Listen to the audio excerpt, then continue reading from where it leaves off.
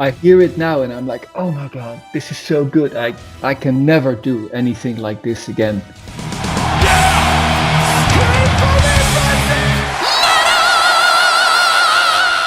Hey everyone, welcome to the channel. My name is Belgian Jasper. If this is your first time on the channel, hit subscribe right now. Tomorrow I'm gonna publish an exclusive interview with Ayreon Lucassen from Ayreon.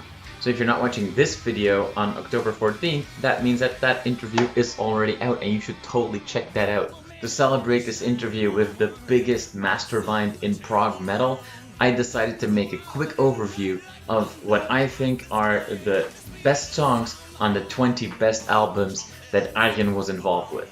Ayreon wrote an amazing amount of progressive metal masterpieces, so let's get started straight away with this countdown of the best of Ayreon Lucassen.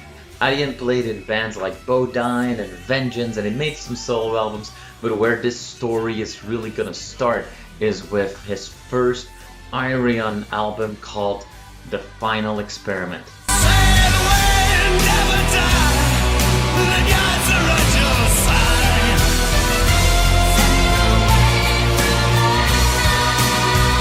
So this album from 1995 was the start of the overarching Ayreon storyline. In this countdown, I'm not gonna give away too many spoilers of all the stories and how everything connects, but just as a quick synopsis, basically what happens is in the year 2084, the human race is heavily in decline, but by this time they figured out a way to send telepathic messages to the past. And basically these futuristic humans are sending messages all the way back to the Dark Ages to a minstrel called Ayreon, and he lives in the time of King Arthur in early medieval England, and they send him visions of the future of humanity so that humanity doesn't end up, destroying itself. Ayreon then wants to share his visions with the court of King Arthur, and that brings us to my favorite song on the album called Sail Away to Avalon, and it is sung by Golden Earring singer Barry Hay. You might remember Golden Earring from that massive song Radar Love in the early 70s. And what's really cool is that in 2018, on one of the few Ayreon shows that ever happened, when the project was headlining Graspop Metal Meeting, Barry Hay actually reprised that role for the live show. Alright, and we're gonna move on in a chronological way. So next up in 1996 we have the second Ayreon album called The Actual Fantasy.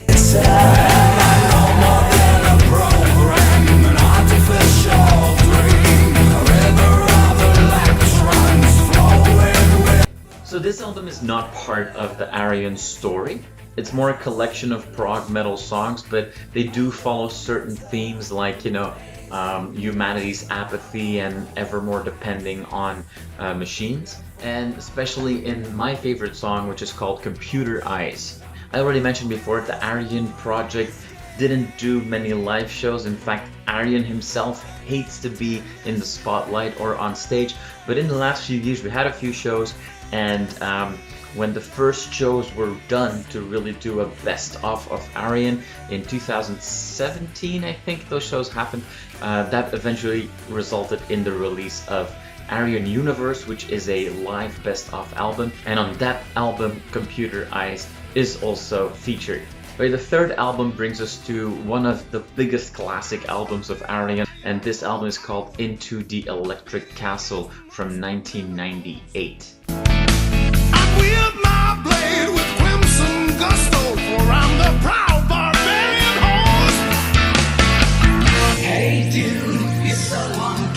Now on this album, the Ayreon story really goes into overdrive. So the synopsis really is that there's 8 characters from Earth, all from different times, that find themselves together all of a sudden in this really weird place, and they are guided by a voice to go on a quest to a certain castle. Again, not giving away too much, but throughout the album we figure out that the voice is actually the voice of Forever of the Stars, an alien from the planet Y who has lost all sense of emotion and is doing this experiment through space and time with these humans to rediscover what emotions are. We also find out that Forever of the Stars is somehow an ancestor to the human race. Now, my favorite song on the album is called Amazing Flight, which features two singers, one of them, Ayreon himself, playing the role of the hippie. Hey dude, you're so uncool, but hey, that's alright. Like there's no need to get uptight. So a few years ago, the Electric Castle actually came to life with live shows where the entire album was played, and that resulted in the Electric Castle live album early 2020. Moving on, is the first of a double release. In the year 2000, this album is called the Universal Migrator Part 1, the Dream Sequencer. The day floods the night with gilded rays of sunshine. In the story of Ayreon, we are with the last human being. A few of humanity have fled to Mars after a destructive time on Earth in the future, and as that person realizes there's really no more hope for him, he uses this machine called the Dream Sequencer, which is a machine that was conceived sort of magically over time by humans. As a distraction, it kind of comes across as a, you know, water tank that you go into, and then in your mind you can travel back into time. On this album, the traveler goes back in time further and further away. At one point in history, he witnesses the creation of Stonehenge in my favorite song on that album, which is called "And the Druids Turned to Stone." And that song is sung beautifully by Damien Wilson, who is a phenomenal English singer, and he reprised that role also for that Ayreon Universe concert. It's a mystery.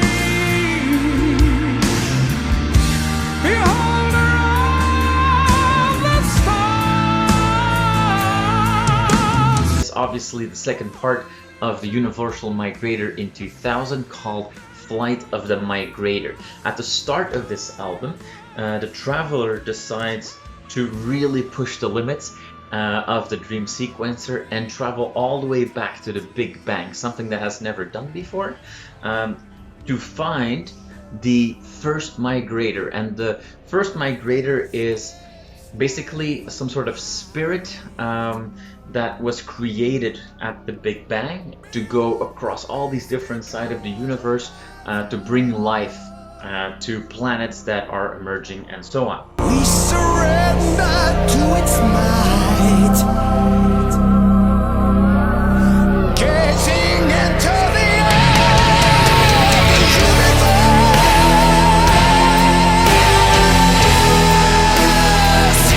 The goal of the traveler is to travel along with the migrator set for Earth to bring life there. This was actually the first album I listened to as a teenager, so it has a special place in my heart.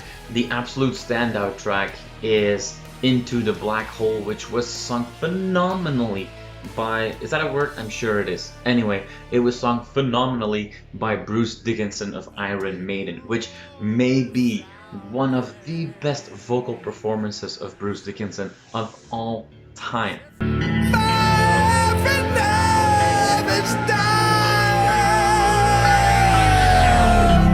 Alright, the sixth album is the first time this is not an Ayreon album, but an album under the name Ambeon, which was a combination of ambient and Ayreon. And this was a very special project where Ayreon worked together with a young girl, 16 at the time, called Astrid van der Veen. And this was a cool album. It's from 2001. Flying on my bed on a railway, looking at the sky and its full moon. In the back of my head, I feel the rumbling wheels shaking my memories. It's getting darker. And yes, you know, different kind of vibe, a little bit more electronica in there, also because every song includes samples and remixes of older Ayreon songs. That is also the case with my favorite song on the album, the single Cold Metal. Alright, album number 7 is the first album by Star One, Space Metal, from 2002. He gains his powers from afar and built a gateway to the stars.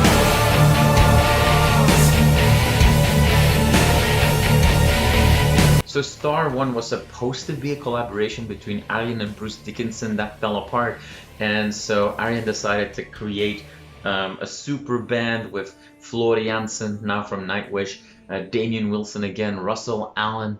The music is very similar to Ayreon, but maybe more heavy, and every song is really an individual story. These albums have nothing to do with the storyline of Ayreon, which is also why it was under the label of Star One. Nevertheless, a lot of Ayreon fans love these albums, and on this first album, The Eye of Ra really stands out. And although this was not an Ayreon song, this song was not only included in the Ayreon Universe live album, it was actually the closing song. That's how popular it is. Star One was well received, and the next year we already had a live album, 2003's Live on Earth. At the birth of time, the beginning of beginnings, one cosmic soul was created. This album contained not only Star One songs, but obviously also a number of very popular Ayreon songs, and I actually think that the best song on that live album is an Ayreon song called Dawn of a Million Souls. That song came from the Flight of the Migrator album. It talks about the Migrator spirits being created during the Big Bang, and Russell Allen and Damien Wilson did a phenomenal job on the studio version, and they did an even better job on the live album. Alright, it's time to go back to the Ayreon concept. This is the 9th album in this video, and it's called The Human Equation, maybe one of the most popular Ayreon albums out there.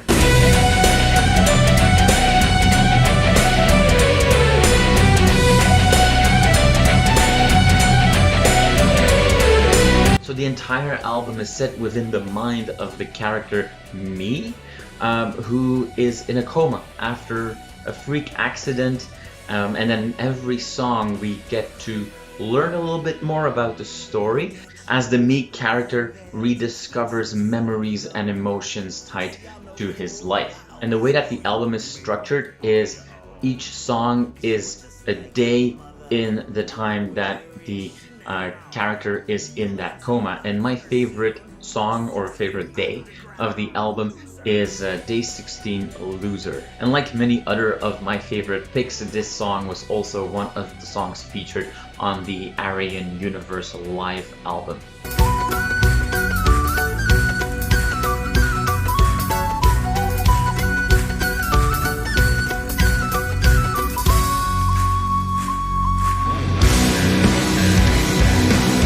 So I guess that this album doesn't really fit into the whole sci-fi Ayreon storyline. Or does it? Moving on to album number 10, which is the first album by Stream of Passion. I'm talking about the 2005 album Embrace the Storm. I've hidden wishes for so long, buried deep inside. Stream of Passion is a project that Ayreon created to collaborate with Mexican singer Marcela Bovio. He worked with her on the previous album, The Human Equation, and he just really wanted to help her get started. But Ayreon had always been clear that he wanted to do this one album, get the band going, and then focus again on Ayreon. My favorite song on that album is the single of the album called Out in the Real World.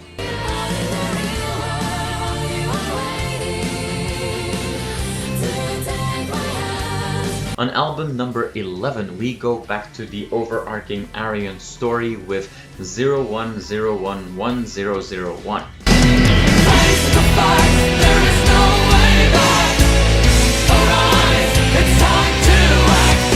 That weird album name is actually just, a binary code in the ASCII system, which stands for the letter Y.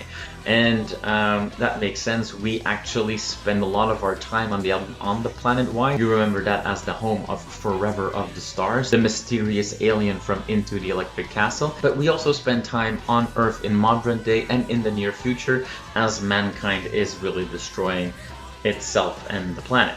I think the entire album is strong, but if I have to pick one song, I would go with Beneath the Waves, which is an album that showcases a lot of the different singers. I believe 10 singers are on that record, including the phenomenal Jorn Lande. Beneath the waves we were unbeatable. Time for something completely different. The 12th album that I want to talk to you about is the Guild Machine album called On This Perfect Day from 2009.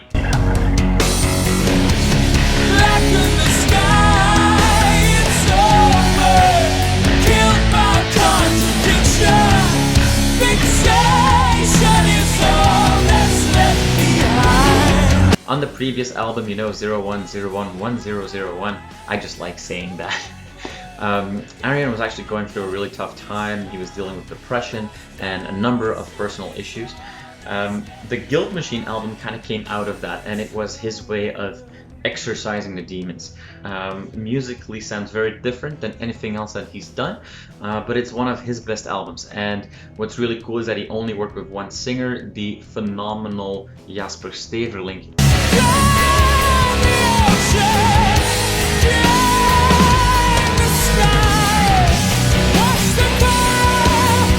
My favorite song on that album is the song called Over, and Ayreon actually says in my interview that will be published tomorrow, check it out, that this album maybe is his best work he's ever done. Okay, album 13, we go back to Ayreon's Star One project with Victims of the Modern Age.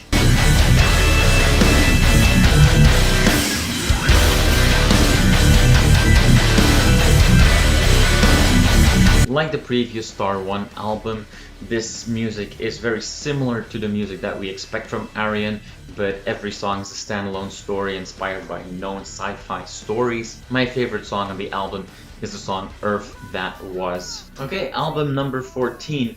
Not Ayreon's first solo album, but his first true solo album that makes this list. The album is called Lost in the New Real from 2012. Every song's been sung before.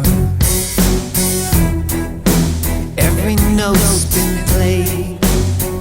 So this album is absolutely set in the world of Ayreon. There's a lot of connections in the songs and the artwork, but the story itself really doesn't have anything to do with the overarching story. In this story, Mr. L, played by Ayreon himself, is a modern day human being who is basically transported in a little bit into the future and has a hard time dealing with, you know, all the new technology around him and what's going on. He is being supervised by a professor played by the well-known Dutch actor Rutger Hauer. Pink Beatles in the purple Zeppelin. Same old sound, different song. The standout song of this more rock than metal album is the song Pink Beatles in a Purple Zeppelin. For album 15, we go back to the world of Ayreon with the album The Theory of Everything.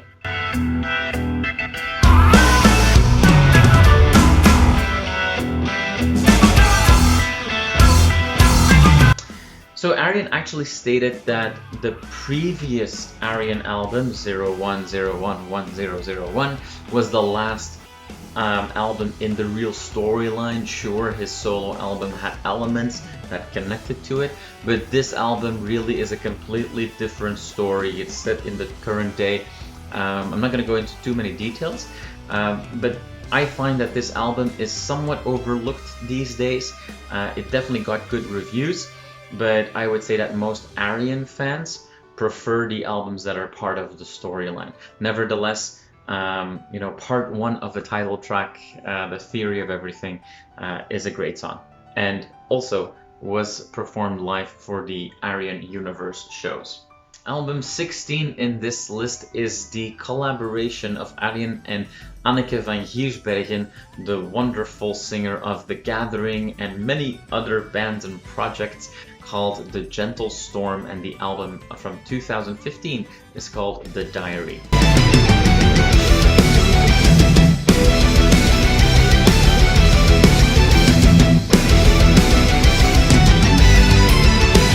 So the Gentle Storm was a really cool, folky, proggy metal project.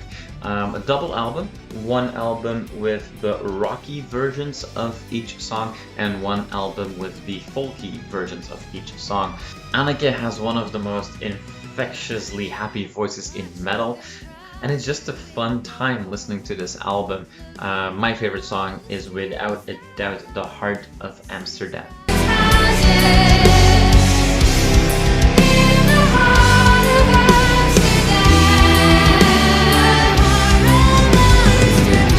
Alright, album 17, we are coming close to the end. And this is the first full live release under the name of Ayreon, namely the Theater Equation.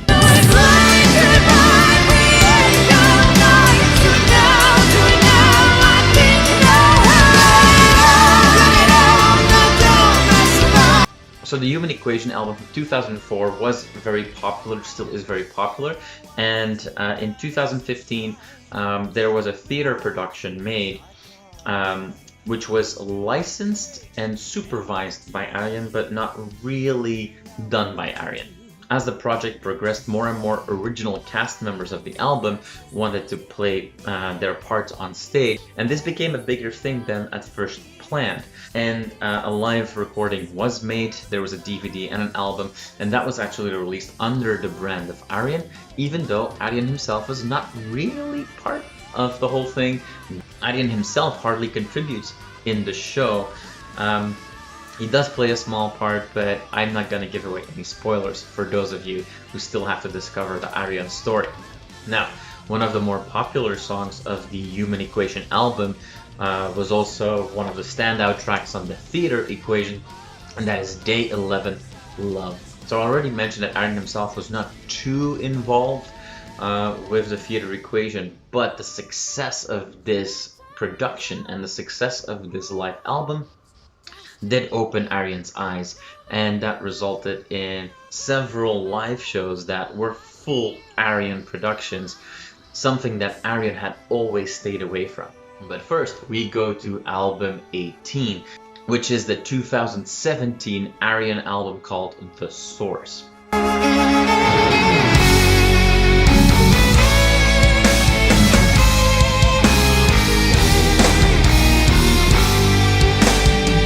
I told you that the fans maybe were not the biggest fans of the theory of everything because it didn't have anything to do with the Ayreon storyline. Well, for The Source, we go back to the story. The story of The Source is set on planet Alpha with distant ancestors of the human race. And their world is overrun by machines, and they realize that their time is running out. And the album follows their quest to a new planet, which is Planet Y. And throughout the process, they start to lose their humanity and any notion of emotion. And so this makes the circle round because Forever of the Stars, the mysterious alien from Into the Electric Castle, clearly is a descendant from these Alphans who came to Planet Y. Ayreon himself has said that the opening track, The Day That the World Breaks Down, is one of his favorite Ayreon songs of all time, and I think I have to agree with him. If I have to introduce Ayreon to somebody who has never heard of this project before, The Day That the World Breaks Down is usually a go-to song because it just includes all the elements that Ayreon is so famous for. I'm sure the will send to me now. I'm sure that I'm the only one who can save this.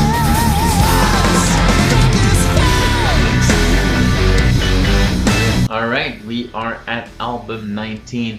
I've referenced this album throughout the video. This is the Ayreon Universe album, which is the best of Ayreon live album.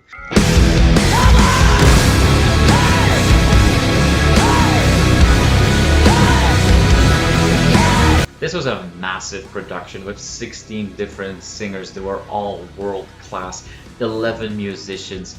Phenomenal production. And what was really cool is how one of the more recent songs, namely Star of Sirrah, really shone on that album. And That obviously has a lot to do with the people that sing it. You've got Mike Mills, you've got Floor Jansen, you've got Hansi Kursch. It's just phenomenal.